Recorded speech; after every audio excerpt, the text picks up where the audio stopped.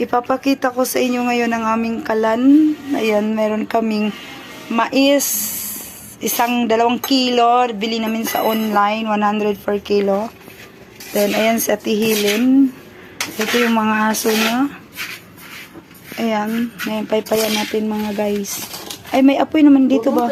Saan ba magpaypay? Huwag mong paypayan. Kaya may apoy na.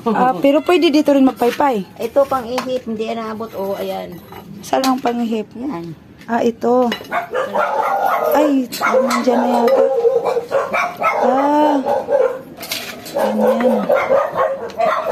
Hihipan natin to guys.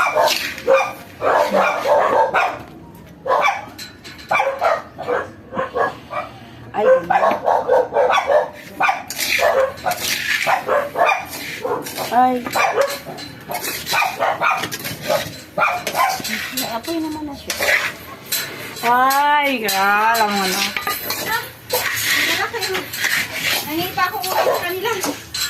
Saan ka ba? Hinatid mo siya sa lovers? Hindi, dyan lang. Ay, sa may ano. So, yan yung kasama namin. Lumabas ka.